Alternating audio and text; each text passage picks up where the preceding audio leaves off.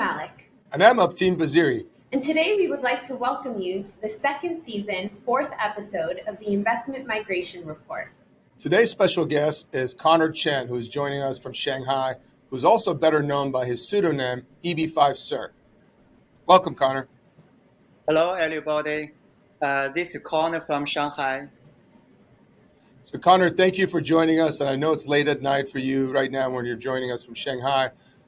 You've had a very successful blog, and you've done a great job representing the voices of Chinese investors, especially over the last few years when it's been very frustrating for investors from China, given that the wait times to adjudicate and process USCIS applications have become longer and longer. Maybe give us a little bit of background about how you got involved in EB5 and when you started your blog, EB5 Sir. Okay.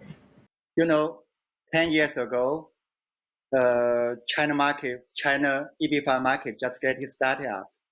So I joined a regional center from Seattle to represent them in China for their projects.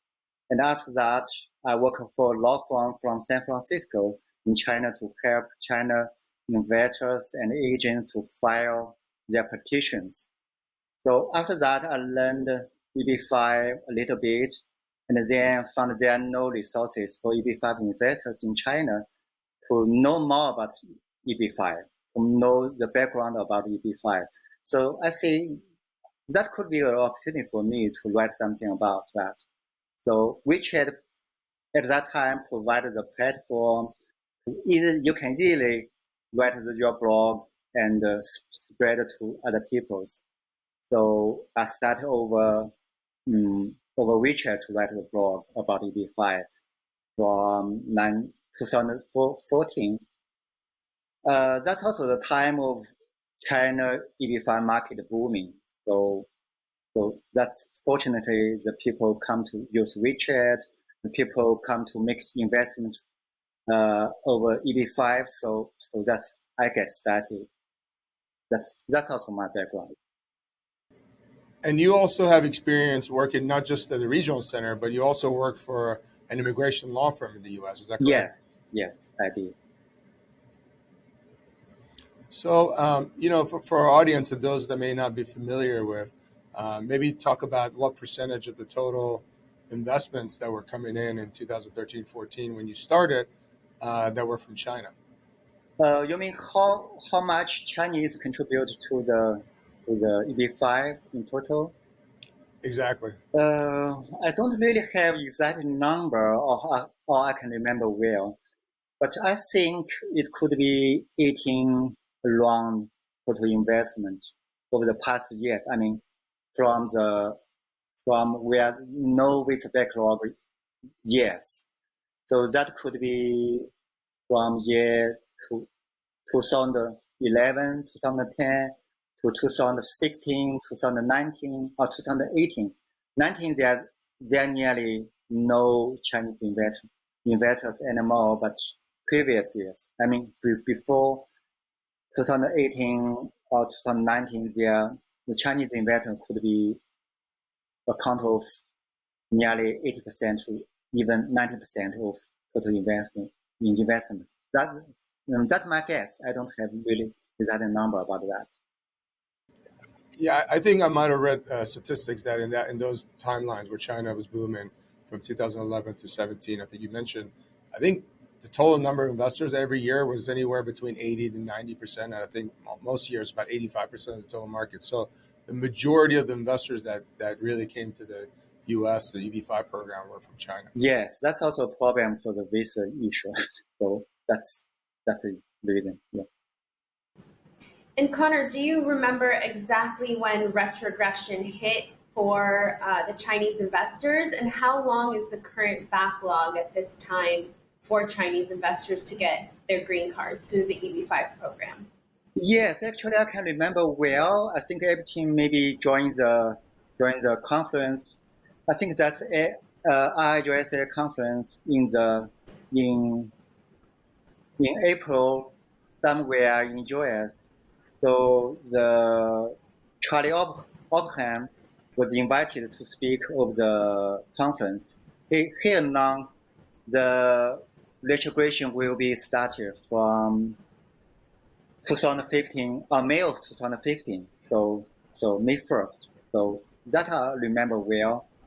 That's also the hottest day. I mean, the hottest year for Chinese investors. They are getting up to make the investment. It's that year.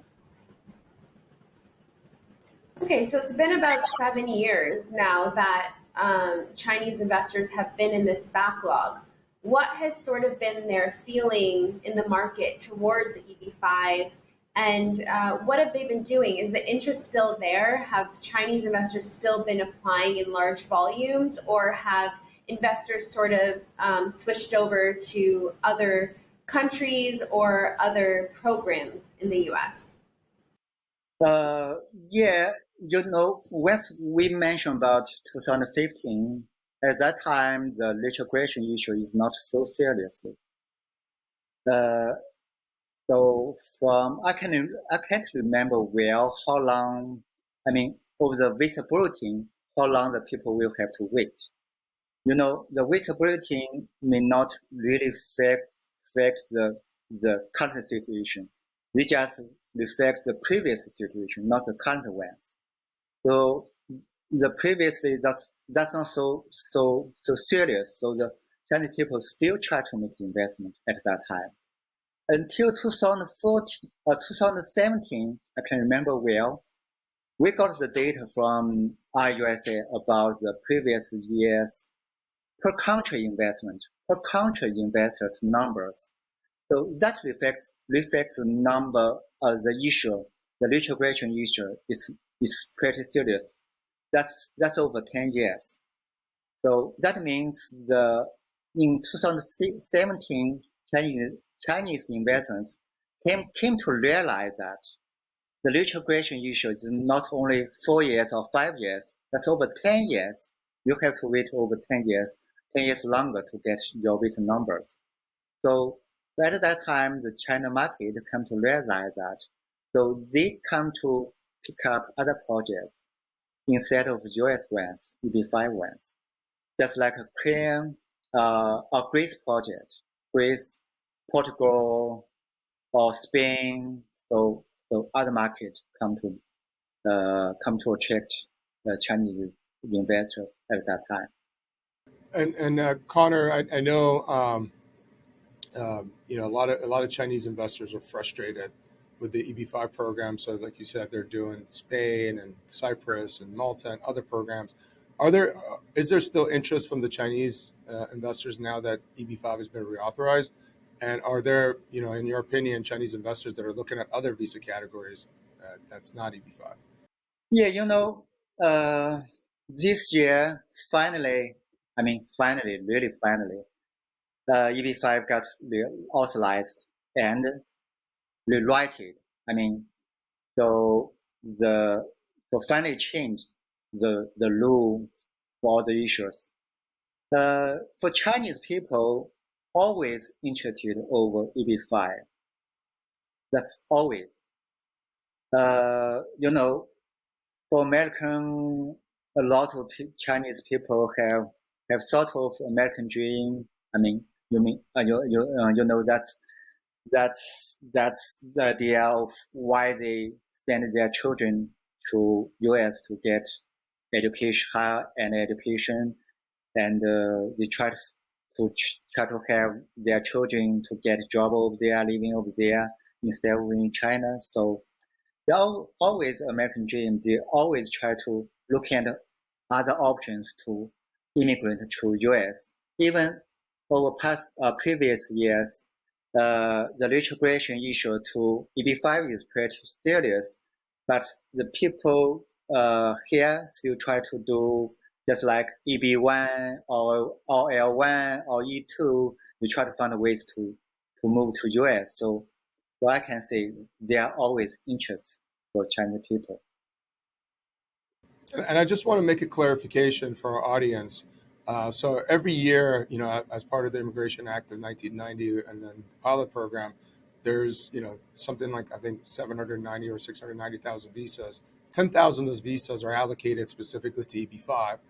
But there were years in like 13, 14, 15 where a lot more than those 10,000 visas, were used, and that those 10,000 visas are basically just any investor plus their family members. So if you assume the average application has, two parents and a child, that's three visas that are used against that quota.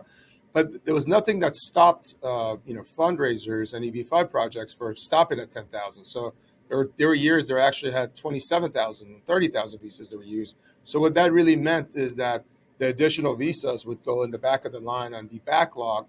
And there was something like 30, 40,000 Chinese investors, which was the investors and their family members that were backlogged, which created this issue of retrogression, which meant now, investors would have to wait longer years for new visas, the new 10,000 allocation every year that came October 1st of every year to be allocated for them to be able to get adjudicated.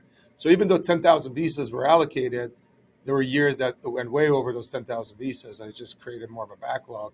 And then there's another State Department rule that no country could be more than 7% of all the employment and family-based visas. It's a complicated formula, but any visas that weren't used by those other countries then got regrouped and put back in where Chinese investors could use those visas. So I just want to make sure that the studio audience, kind of understands this concept of retrogression. Now, the last 2 or 3 years where there hasn't been a lot of investors from any country, some of that backlog has been going down. And there's a couple other lawsuits and other litigations maybe that may add 10, 15,000 visas here and there that will help, work down that backlog. So the trends are definitely going a positive way. And the backlogs are down. It's not as bad as it was in 2017 or 18, but there's still a backlog for Chinese investors. Love to hear your thoughts on kind of the new legislation, the RIA. Okay, for the new law, the RIA, actually the feedback from Chinese, existing investors, they feel very bad. They feel very bad about that. They feel betrayed by American and regional centers. So the total rule change since the visa reservation, the 32% of the visa reservation was taken from existing pool, from the existing 10,000 visas.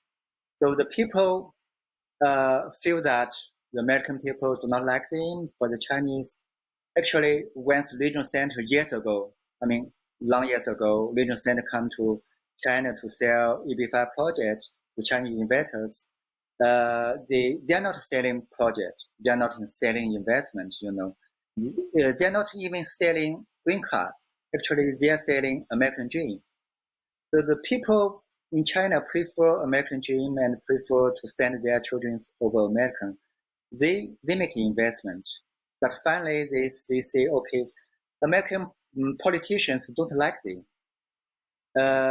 Just like Grassley say, he told of the media and he writes report to say, okay, Chinese are spy to American. They try to spy into American to steal some technical or some other things. And his special mention about EB5 is the way for China to spy into American. That's funny, That's so long waiting why Chinese spy take this way to spy into America. But that makes Chinese people feel very bad since the American politicians, they want to take the visa from the old times and give to the new ones to attract new monies. So they feel bad. And even to the regional centers, they do not, during the discussion of the Congress, the powerful regional centers, they do not try to convince Grassley or the important guys to convince them to say, okay, even no more visa for Chinese and no more visa for EB5, that's okay. But can you consider about to offer advanced parole to Chinese people or the long waiting people, or offer the option to lock the or frozen the age of the children once they file the I-526. Since once the people file I-526, no one expects so long retrogression.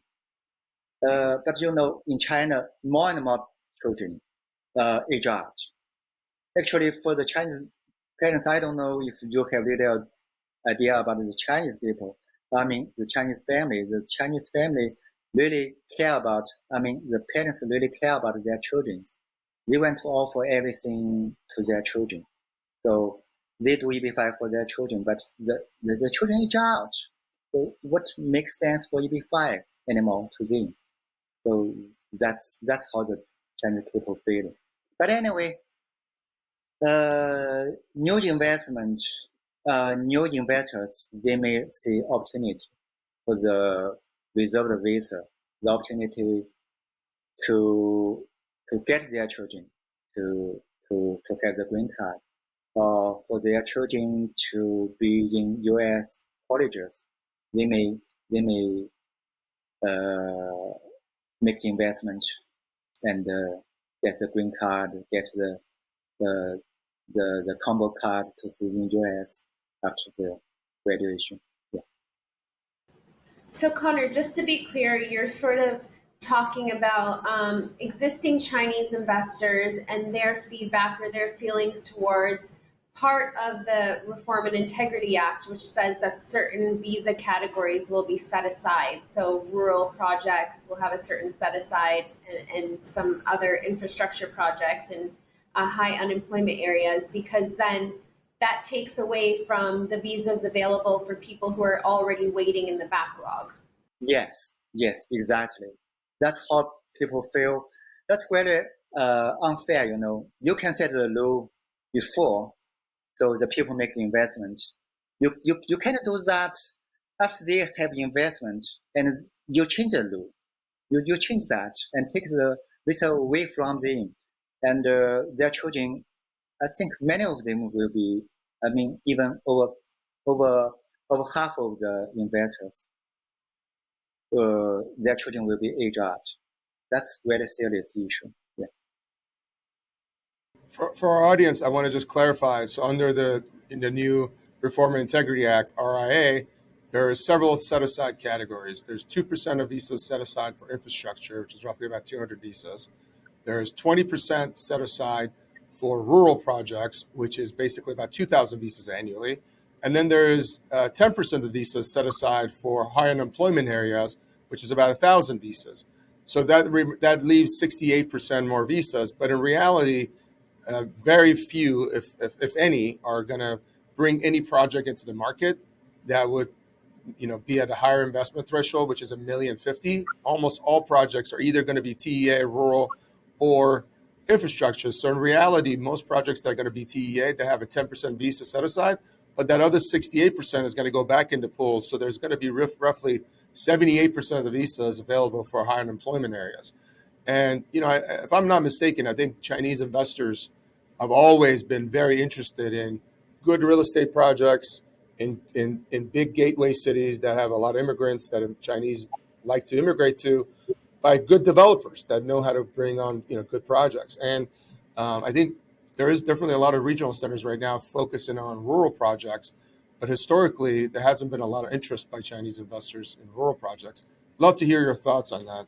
Okay, so far, for Chinese investors, they still prefer, just like what you mentioned, the big real estate projects in the big cities. Yeah, so far, but they worry about the rural area projects. Rural stands for law, quality, some sort of things for Chinese people. But in the long run, the people will finally find that visa. So from my idea actually, so all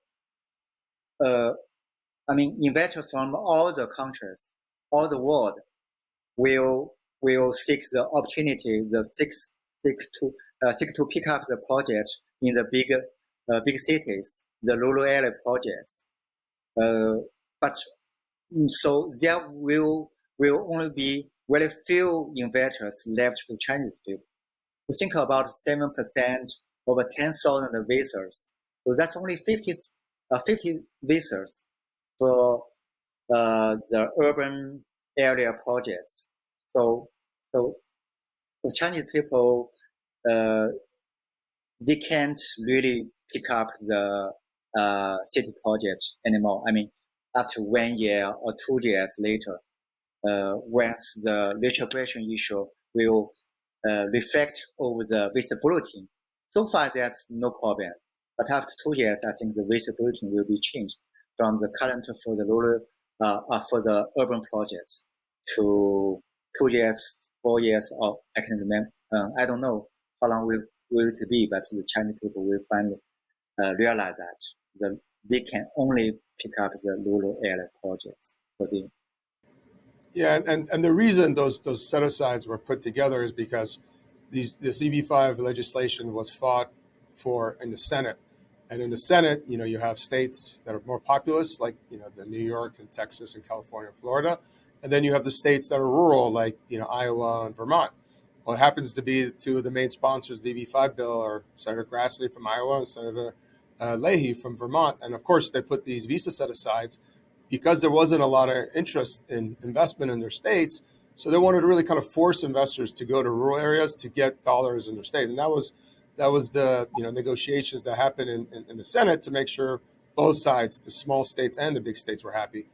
But I think there's still a lot of interest by investors, specifically investors from China, to invest in major gateway cities and areas where they do have a large immigrant population from China. For example, Los Angeles, San Francisco, New York. Those are definitely markets that Chinese investors are interested in because that's where they aspire to send their kids to university. That's what they aspire to immigrate to, and that's where they feel more comfortable living. It's going to be hard to convince a Chinese investor to go live in Iowa or Vermont. Yes, you're right. So we know that the existing investors are a little disappointed with what's happened with the RIA, and maybe the newer investors see a little bit of opportunity there to be processed faster. But what's the feedback you're getting from agents in the Chinese market? I know for a while, their business was booming, and then of course it slowed down during retrogression. And how are they feeling about the Reform and Integrity Act and the reauthorization and all the changes that have happened now? Okay, for the agents, the agents change, everything. So after EB5 market go down with the long retrogression issue, the market change. So previous, once you come to China, you only need to visit 5, 10, even 20 maximum in agents. That's fine. They can cover whole China market and they dominate most of the market. But today, it's changed. After EB5 goes down, the people come to pick up the Greece, Portugal, or Spain projects. This project, they are pure real estate project. You can buy an apartment over there, and then make investment for that, and then qualify for your green card. I mean, Greece green card, not America. So that's pretty easy issues. That's not a huge project. That's not a very high-end developer project. So you can, so every, just like the broker or real estate agent in Greece, they can do this kind of the project. They can offer this kind of investment opportunity for Chinese people. So that's pretty easy things for investors or for agents. So agents qualification, their experience make not big sense for the investors to pick up the projects. So agents cannot really control the project. So after that, the agents market change. So there is no big agents. Big agents, they closed or they come to become small one, the middle one, middle-sized agents. And the middle-sized agents, the salesperson left or something like that, so they become small. And the salesperson, they left the previous company, they found their own company. And at that time also, the Chinese government say, okay, for the for the immigration agents, you do not need license anymore. You can just register your company and do immigration. 5 years ago, there are still license issue for the agents. So this year's a lot of agents come into the market. They are small ones. They are not really focused on the immigration. They could be overseas, Middle East agents or something like that, or even travel agents for great projects. So the market changed. The agents cannot control the projects anymore. They may not have. I mean, in the future, once you come to China market, you talk to the agents, you may have to pick up more agents to sell your project, and you may have to talk to everybody in the market. So that changed, and for the agents, their feedback of the IIA, they see the opportunity, but for them, there are still a few issues. First, since the people left, their salesperson, their consultants, their person working on the documents, they left their company. So the agents, they have to train new people. And and over the past 5 years, there are no EB5 business. So the salesperson, even the boss of the company, they forgotten what about EB5. They forgotten what about the Maslon, the visa issues, how to calculation, how to handle that. They forget of this kind of knowledge. So they need change. They need to be changed. They need to get their staff changed. And also they still have a lot of existing investors. These investors, we came back to them to say, okay, when can I get my money back? I want to withdraw my petitions. So they also have to face this angry clients. So, I mean, in conclusion, so this is alternative, but they may not speed up to make the EB5 so quickly. They need to get the people ready. They need to handle their existing clients. Yeah. And to explain to the studio audience in terms of, the licensing requirements that Connor's talking about, it used to be you have to register with the Chinese government, and for every location that you had, you have to put up bonding equivalent of about 300,000 US dollars.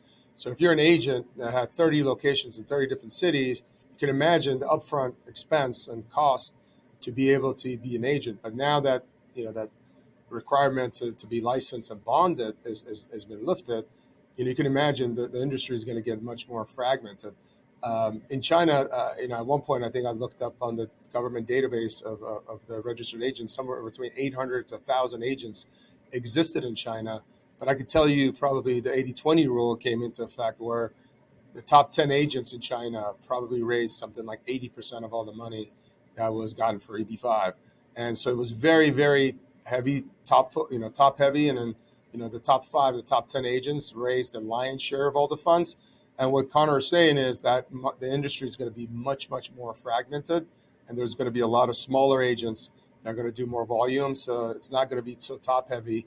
And a lot of the larger agents, they may have very unhappy clients. Some of it their fault, some of it not their fault, outside of their control. Given that USCIS was really slow, and a lot of political stuff that was happening in the U.S. was making these applications take longer. But for those reasons altogether, I think Connor's right. There's going to be a lot more fragmented industry, and there may be some smaller agents that didn't exist before that maybe become the bigger agents. And a lot of my clients, my investor clients, are mostly from the region we work in here.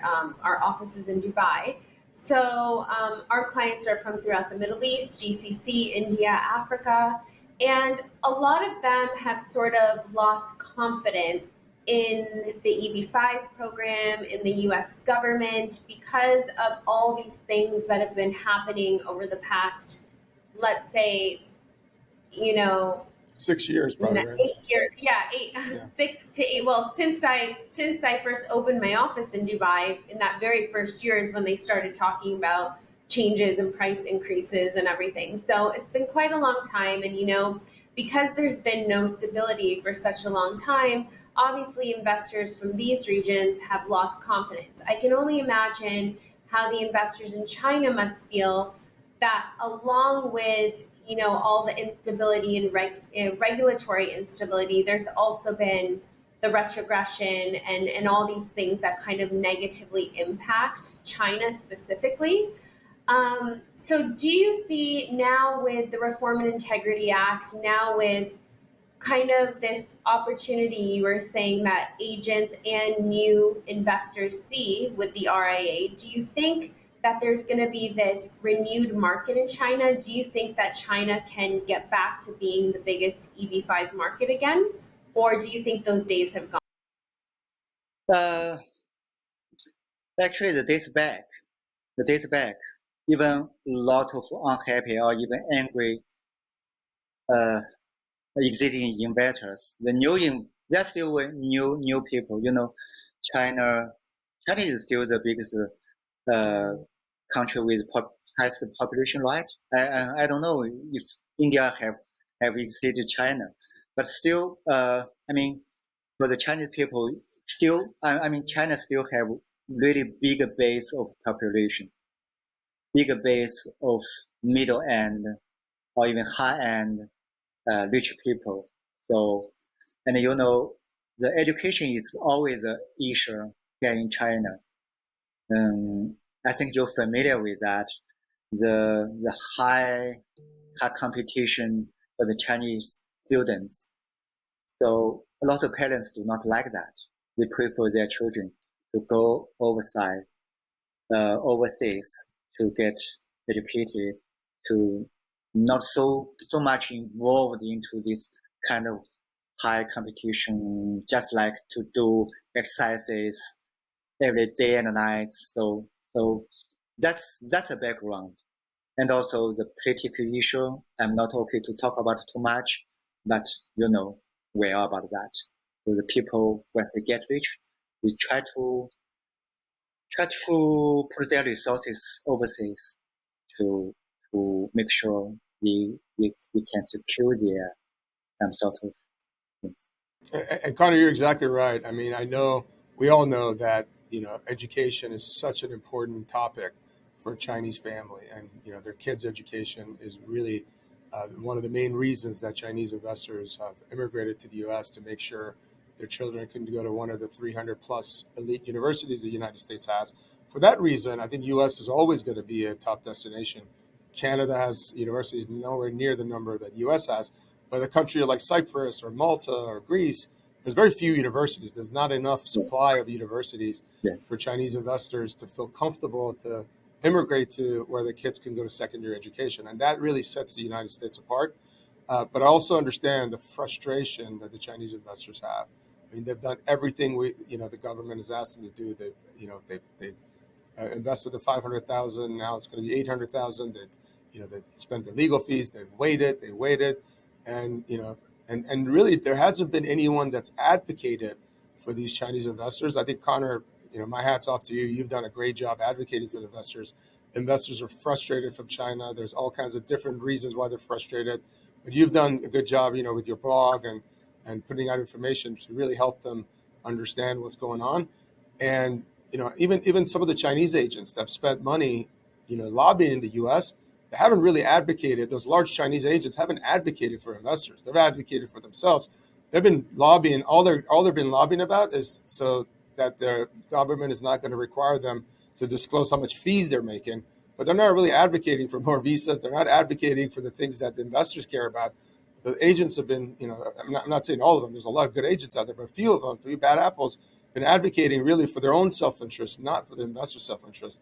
So you have all these, 50 to 100,000 Chinese investors that have gone through these EB5 program with really no one looking out for them. And it's frustrating for them. And really, it should be frustrating for us because they help generate so much economic activity to get us out of the last recession, to create so many hotel jobs, so many real estate jobs, so many development jobs that wouldn't have happened if it were not for the Chinese investors through the EB5 program. Yes, you're right. That's also an issue. That also will be an issue for the China market. Just like the terms in IA to say, okay, the agents have to disclose. I don't know if regional center have to disclose. I think that should be regional center to have to disclose the commission paid to the agents in the official documents. So I don't know how the investors feel about that. When you saw the offering document to say, okay, they're over 50,000 US dollars or 80,000 US dollars will be offered to the agents, but they just did very few things to help them to pick up projects. So how do they feel about that?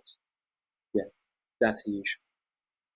If you could have gone back and spoken to the US government on behalf of EB5 market in China and the existing investors, what are some of the main points that you would have put forward in order to help the investors in China? Okay. Yeah. That's a good question. That's not easy, actually. I don't know. First of all, I like to say, okay, offer more with numbers to Chinese people. That's what I'd really like to say, but I don't think they can do that. They regulate the markets, they regulate the regional centers, they regulate the agents. That's good. That's good.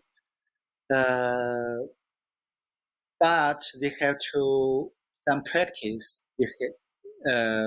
They have to make sure everybody can follow the law, just like the law say, okay, regional center to disclose commission to agents to share this information to the investors, to make investors to make clear, informed decision. But that's not easy. In China market, most investors, they do not see the offering documents before they make investment. The agents maybe give them the signing up page only, not the whole documents. That's only the page for them sign up. So that's all. There's still a lot of education to do, but that's not easy. So how the U.S. government will handle that, how SEC will handle that, if no offering documents got written by the investors and they make investments, can SEC call this unqualified investment and investor can get the money back when they finally find that? I don't think so. So that's not easy. So if anything I can tell to US government, so just to ask them to make sure the law can be followed. Yeah, I think it's important. I don't really understand why anyone would want less transparency. I think more transparency is better. I mean, the commission structure that the agents are charging projects is not a big secret. I think for the most part, they're within the same range. But a lot of, I think, Chinese agents are just turned off by the fact that they have to be more compliant, more transparent. We welcome that. But I think the reason that the government, is doing that is, there was a project in Chicago that was a big failure, and for a $500,000 investment, they were paying a $250,000 commission. I mean, to pay a 50% commission, you got to know that that's got to be fraud.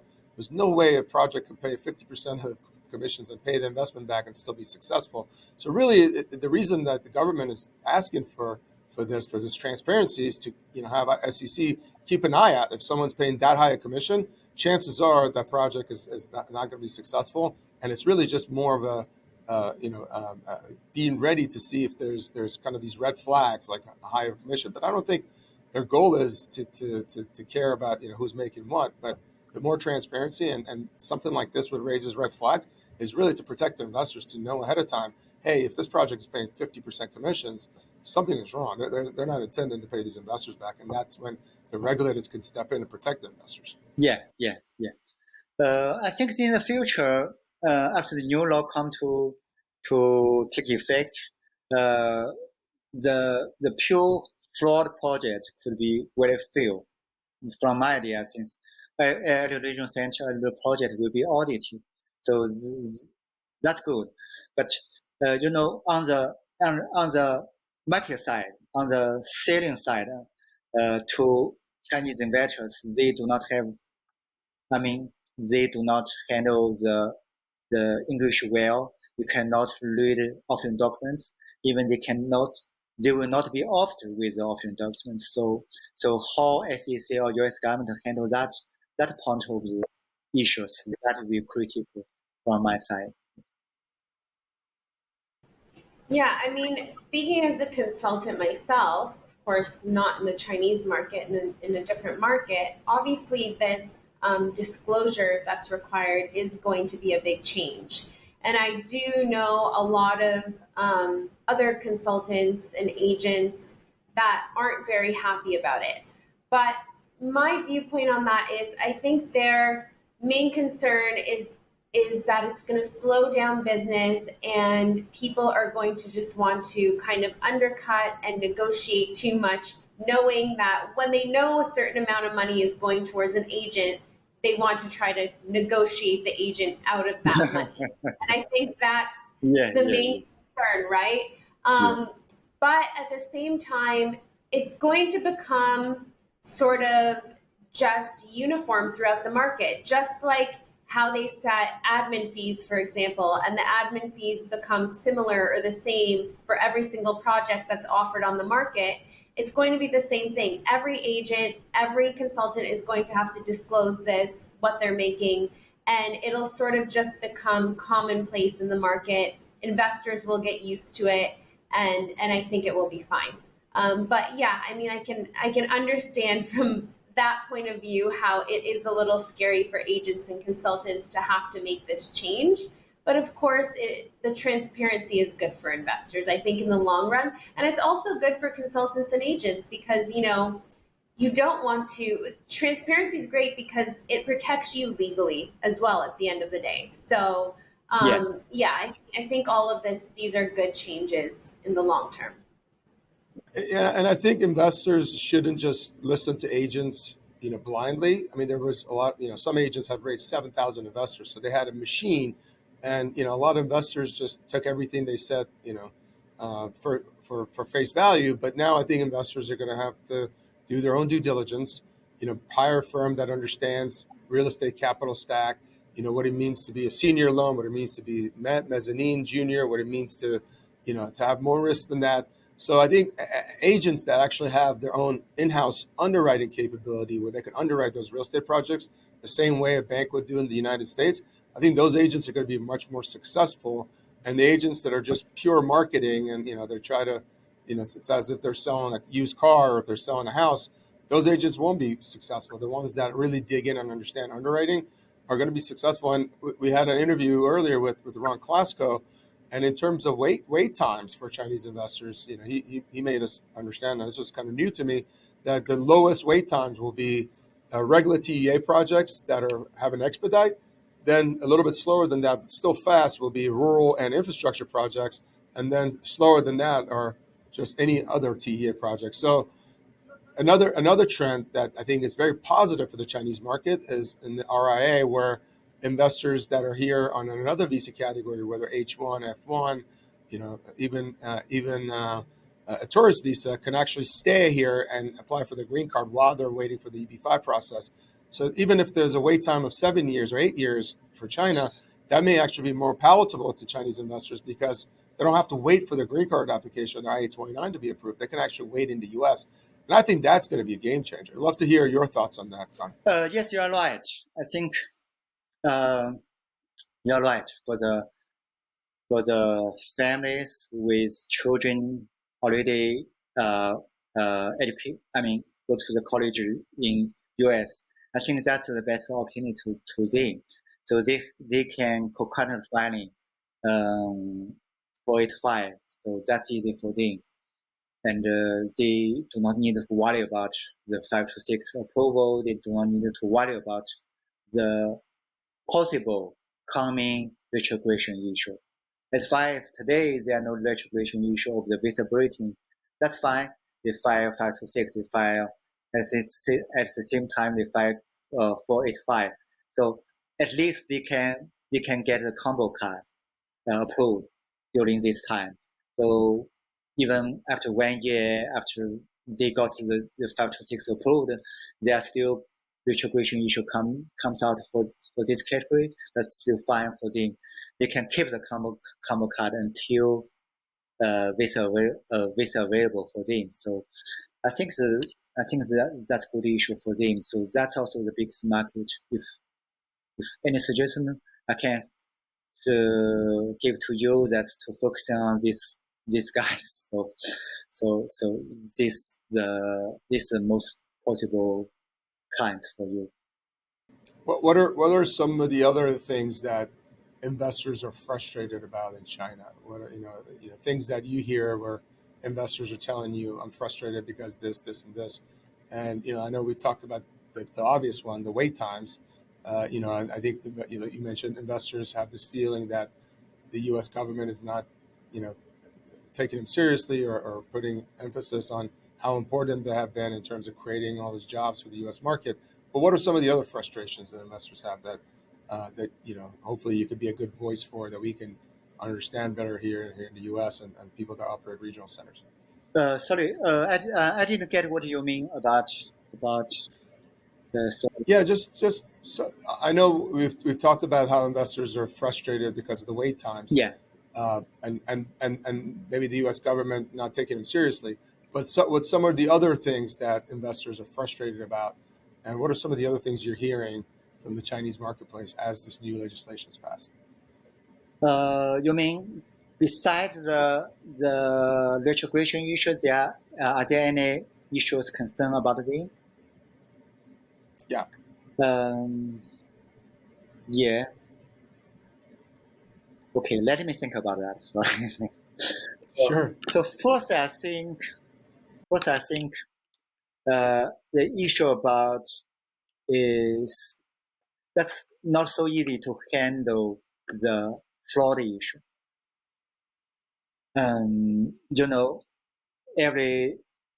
So far every week I will post. I'll have a post a week about the people looking for their team members. The team member is the investors invested in the same projects. So I can't tell how much, but there are 400 or something so far. The investors in these 400 projects, they are looking for their same investors looking for the investors in the same project. A lot of projects, they have issues. They have issues just like bankrupt for the project, or the regional center do not want to pay back the money, even it's 2.9 approved. For the 526 do not approve for some reasons. Or the fraud project has been sued by ICC.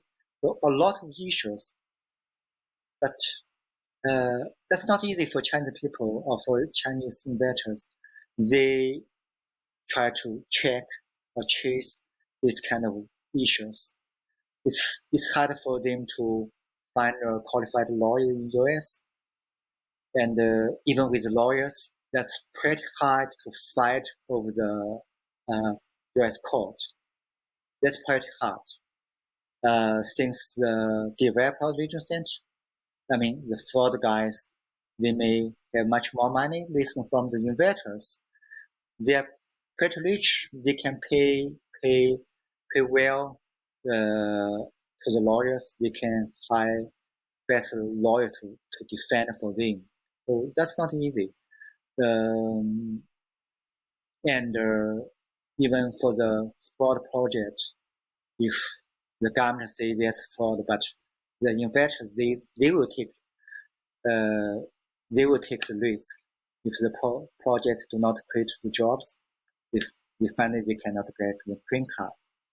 If the project they took the money and gone away, the developer they cannot get the money back, and that's pretty difficult.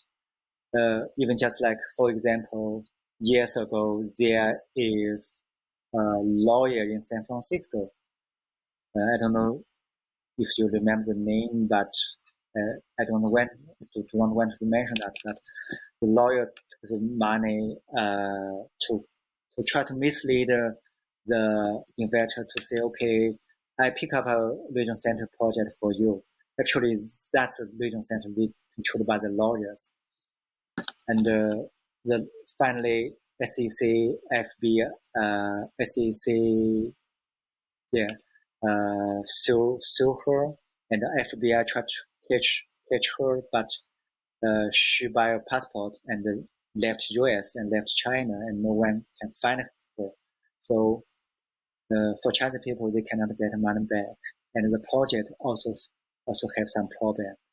Their investor come to me weeks ago to say, okay, how I can do that? Could you tell me how can I keep my green card? How can I get my 829 approved? So how can I do that? How US government will handle my situation? I say, you have to do this, you have to make sure that, you have to make the job creative.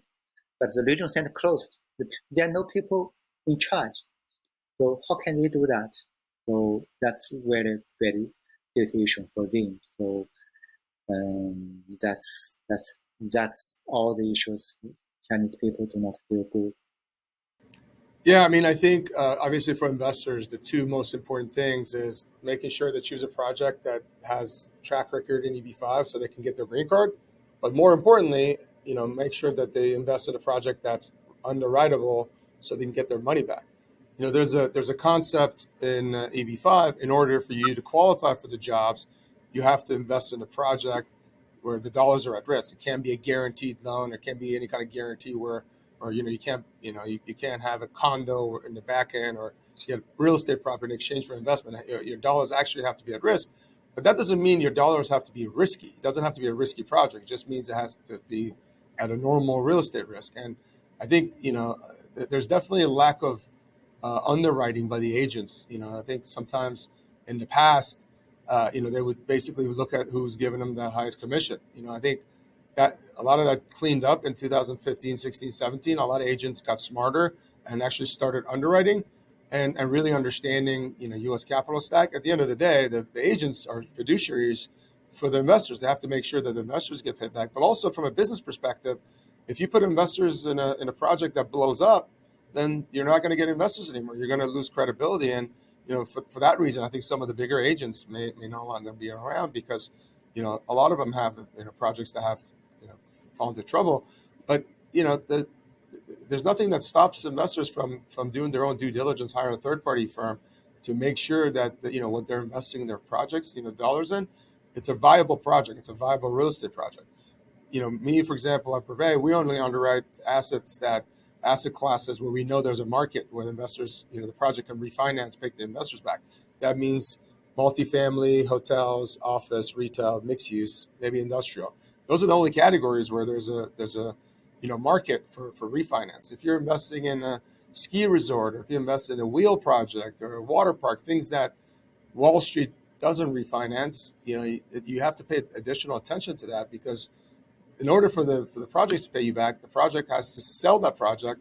So investors need to understand that. And I think having due diligence firms or agents that have their own in-house due diligence is going to be very, very much more important to to make sure the investors are protected. And I think that's something that's been lacking in the Chinese market. Yeah, that's the issue. So Connor, how many followers do you have in your WeChat group? So far, 17,000 around. Wow. Wow, Wow. 70,000. That's That's That's a incredible. not a big lot. number in China, Yeah. based on the For population. EB5 it is though. For EB5 it's a big number. Yeah, for EB5, that's huge. I mean, that's probably all of the Chinese investors that ever come to the EB5 program. It's very admirable, and I think it's important for people like you that are representing investors that you get to talk to investors on a daily basis. They follow your blog. I think it's important for us in the U.S. to listen and give a voice to investors and give a voice to people like you that are advocating for the investors, because a lot of times people in Congress, they look at Chinese investors as a number, and even the people that are writing the legislations, they don't understand these are people's lives. These are people who have, contributed their life savings. Not everyone is a multimillionaire or a billionaire. People are selling their homes, putting that money up to give a good life for their kids, so the kids can have the American dream, can emigrate to the U.S., go to good secondary education. And I think it's important for us to hear from people like you and hear from the investors. Yes, you're right. That's very funny for the ridiculous for grossly called Chinese invention spy. That's really hurt them. So these people, the Chinese EB5 inventors, these people in China market in China, they are the last one to be the spy for China to US. They prefer the freedom. They prefer the what you call the liberty to pray for this kind of American dream, but finally they make the investment and they being called spy, and so you can go back to your home. So that's very bad. Mhm. No, I agree. I mean, even countries like North Korea or Iran or Syria, they're allowed to have investors. Yeah, Just because people live in those countries doesn't mean that they agree with their government. They want a new government. They want to come to the U.S. and become Americans, and we sure. should applaud that. Every country should be allowed to invest, and we should never have quotas in what country gets to come to the U.S. These are all people that are going to contribute to the U.S. economy. They're going to pay taxes. They're bringing the dollars in and invest in here, and their kids are going to go to school, and they're going to be part of our economy, and we should applaud that. I agree with you. Yeah. Exactly. So, Connor, do you have any final thoughts that you might want our audience to know? Anything that you want to say to our audience before we close off? For what? Sorry. So for your regional center audience, or for lawyers, or for investors, or For for everyone. So, For everyone. anything you want anyone to know about your specific, the Chinese market, the investors that you represent and that you speak for, whether it's for the government, whether it's for legal or other investors to know from other countries. Is there any last comments that you might have? Okay. Thank you for that. I like to say, if I have chance to talk to U.S. government to say, okay, Chinese investors, they're really looking for American dreams, not to support here the government. So to appreciate their efforts, to offer them opportunities. And for EB5 regional centers, please convince U.S. government for some days, if there's still a chance to convince U.S. the congressmen to have some terms to protect their interests, to have more visa numbers instead of taking visas from them. So that's what I'd like to say. You're welcome to come to China. China's still in the sort of regulated by the COVID-19 policy. So it's not open to welcome to you yet, but maybe within 1 year we will see that. I will see you again in China. Hey, Connor, I miss having lunch with you in Shanghai. I think the last time we had lunch was 2018. I'm looking forward to hopefully Yeah, our next lunch in Shanghai and catching up. yeah. Looking forward to see you again. It's Perfect. thank you so much on behalf of all of us for sharing your insights with us. It's been very helpful. Any other questions, comments, things that investors have, what you hear, please let us know so we can help advocate for the investors who've done nothing but generate jobs for the U.S. economy and help our economy, and we should welcome more and more investors from China. Thank you. Thank you, Connor. It was very nice to meet you. Thank you so much. Thank you. Bye bye. Bye.